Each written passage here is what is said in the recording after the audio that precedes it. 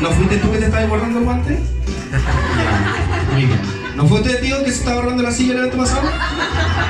Ya. Bueno, la cosa es que él ha perdido algo muy importante y necesita encontrarlo antes de juntarse con la persona amada.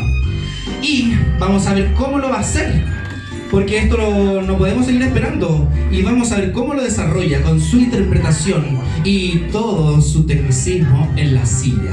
Así que recibamos con aplausos, gritos y aullidos a Mr. Wolf.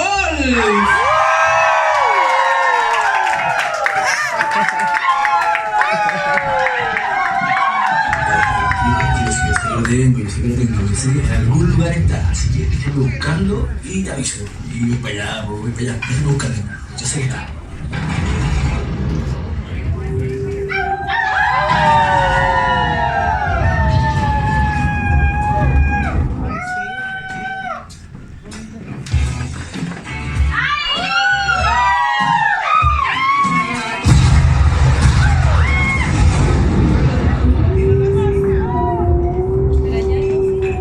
¿Qué pasó? ¿Qué pasó?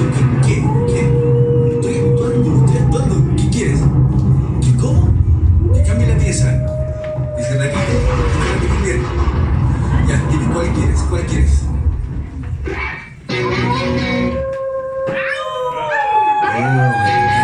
Ya, pues, démosle. ¡Au!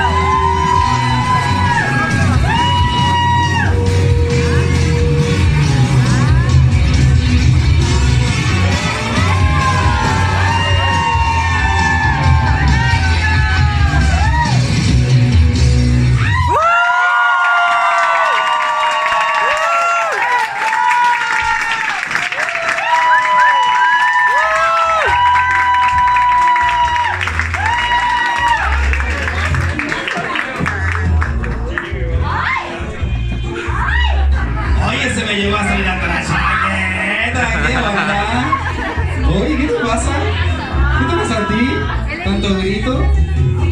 ¿Sabes que yo te voy a tirar bien también? Porque parece que tú estás más que yo, mira. Ya. Te reí nomás, viste, si es verdad. Oye, ¿qué les parece Mr. Wall? Regio. Oye, ya, como le estaba diciendo.